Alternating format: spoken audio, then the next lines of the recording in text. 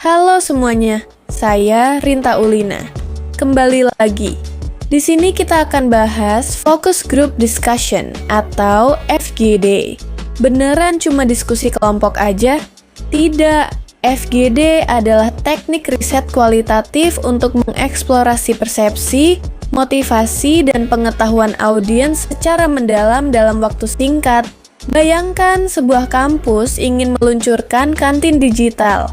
Sebelum memulai, mereka perlu memahami target audiensnya, yaitu mahasiswa. Di sini, FGD digunakan bukan untuk menghitung berapa orang yang setuju, tapi untuk memahami mengapa mereka ragu atau apa harapan mereka. Dengan FGD, informasi yang didapat lebih mendalam dan berharga untuk pengambilan keputusan strategis. Jadi, FGD itu powerful, bukan sekadar diskusi. FGD sering dilakukan, tapi apakah hasilnya selalu efektif?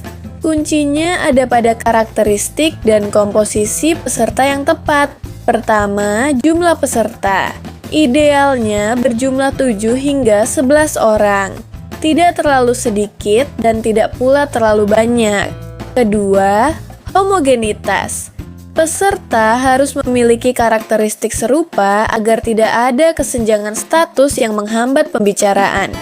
Contohnya, mencampur mahasiswa baru dengan dosen dalam satu FGD. Mahasiswa mungkin akan merasa sungkan dan tidak jujur. Ketiga, lokasi netral.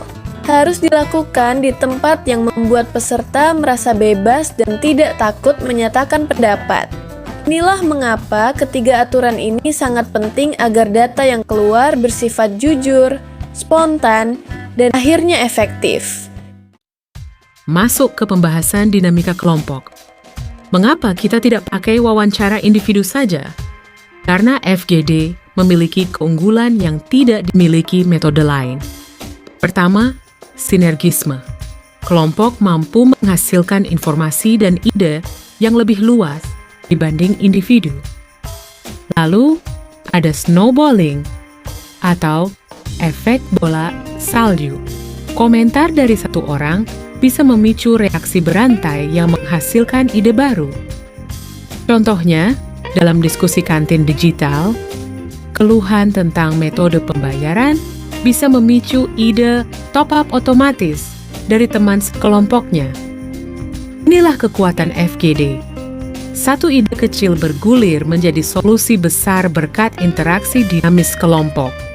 Lalu kapan sebaiknya kita menggunakan Focus Group Discussion atau FGD, dan kapan sebaiknya menghindarinya? FGD sangat penting dalam 4 tahap riset: identifikasi masalah, perencanaan, implementasi, dan penilaian. Gunakan FGD saat ingin memahami kedalaman opini atau ketika pertanyaan riset tidak mudah dijawab lewat survei tertulis. Hindari jika proyek butuh data statistik angka. Contoh, berapa persen yang suka belajar malam? Kalau soalnya berapa persen, pakai statistik. Tapi kalau bagaimana perasaan, FGD jawabannya. Keberhasilan FGD ada di tangan fasilitator.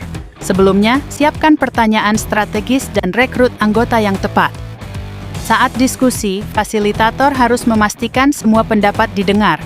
Jangan sampai satu orang yang menguasai pembicaraan. Setelahnya, buat transkrip dan analisis pola datanya untuk wawasan mendalam.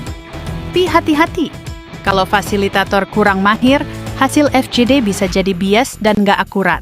Jadi waspada ya. Stuck? Cari ide kreatif untuk bisnis? Ada solusinya.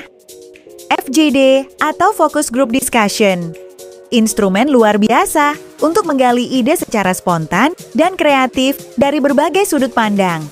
Melalui diskusi terfokus, kita bisa mendapatkan wawasan mendalam yang mungkin tak terduga. Namun, kita harus ingat bahwa FGD memiliki tantangan.